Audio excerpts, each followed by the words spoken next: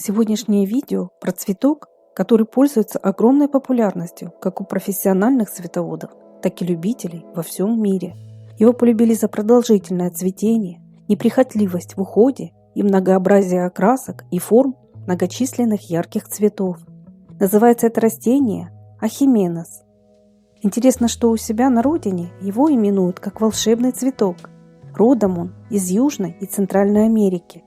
Ахименес – это теплолюбивая культура, которая в средней полосе в основном выращивают как комнатное растение, хотя его многие, особенно современные сорта, просто поражают обилием и красотой своих эффектных цветов и могут легко посоперничать даже с самыми популярными летниками. Ахименесом украшают не только интерьеры, он станет красиво смотреться в вазонах и подвесных кашпо, которые располагают на лоджиях или террасах. С его помощью также можно преобразить свою придомовую территорию и парадную зону.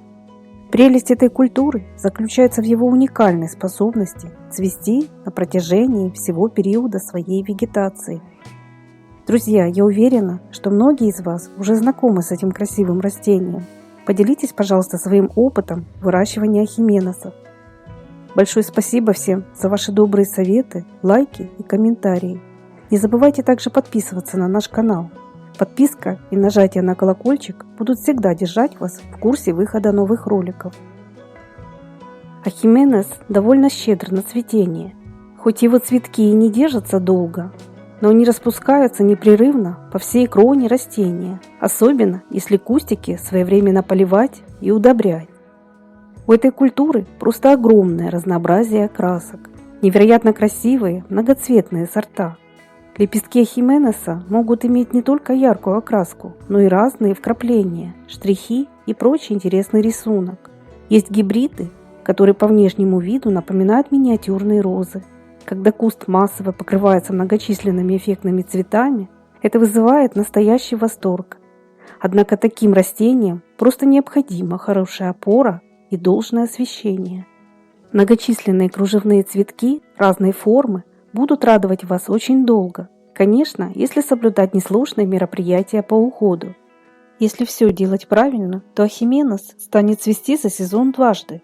Весной он распускает свои яркие бутоны примерно с мая и цветет непрерывно до конца августа. Вторая волна начинается в сентябре и длится по октябрь. После растение постепенно погружается в так называемую спячку. В это время неопытным цветоводам может показаться, что цветок либо заболел, либо погиб, так как вид его усохших стеблей и листвы оставляет желать лучшего. Но не торопитесь его выбрасывать. Дело в том, что таким способом растение бережет свои силы для последующего сезона и обильного цветения. Период покоя ахименесу просто необходим. Все, что вам потребуется предпринять, это срезать увядшую надземную часть и поставить горшок в прохладное темное помещение с температурой около плюс 15-17 градусов. В этот период кустик поливают примерно раз в месяц и не поверху, а через поддон. Необходимо следить, чтобы вода не застаивалась, что вероятнее всего приведет к загниванию корней. Ближе к весне растение просыпается. Для дальнейшего развития цветка вазон переносят на хорошее освещение и в более теплые условия. С весны начинают носить подкормки водорастворимыми минеральными удобрениями. Делают это только через месяц, после того, как появятся молодые отростки. Так как эта культура постоянно завязывает цветки, то и кормить ее придется с весны и до окончания цветения. Удобрения вносят по влажной почве примерно раз в полмесяца. Среди ахименесов есть много разных видов и сортов. Есть кустовые формы и ампельные. Чтобы растения обильно цвели, макушки побегов время от времени прищипывают.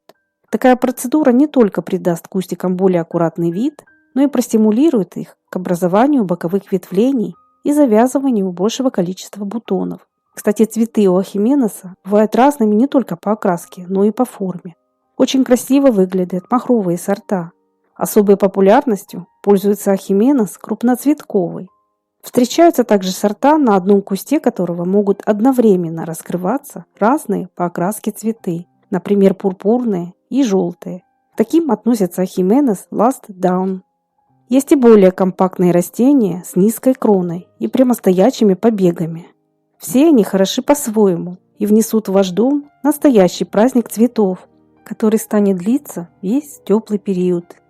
Но для пышного непрерывного цветения ахименесу необходимо создать хорошее освещение. Учитывайте также, что есть виды и сорта, особенно со светлой и пестролистной окраской листьев, которые не выносят попадания прямых лучей солнца. Растения с темной листвой считаются более выносливыми. Но в любом случае вазоны лучше располагать на подоконниках с рассеянным светом и, самое главное, подальше от сквозняков. Учтите, что близкое расположение кондиционера для этой теплолюбивой культуры губительно. Ахименес не любит резкие перепады температур.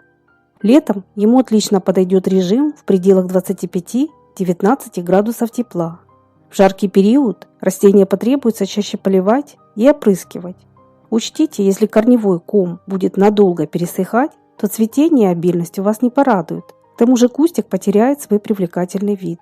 А ведь ахименес красив не только своими яркими цветами, но и декоративной листвой.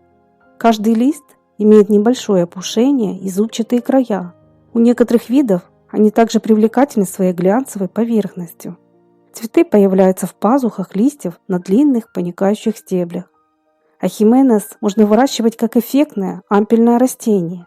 Его неспадающие побеги с множеством ярких цветов украсят любое помещение, причем уже с конца весны и до глубокой осени. Размножают ахименес делением корневища, которое проводят только после того, как куст отцветет. Этот цветок также можно черенковать веточками и листьями с черешками. Делают это в летний период.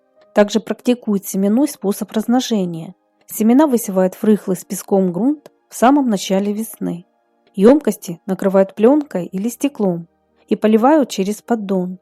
Температура для проращивания должна быть не ниже 24-26 градусов тепла. Еще проще вырастить новые растения с помощью отделения и посадки корневых отростков, то есть ризом.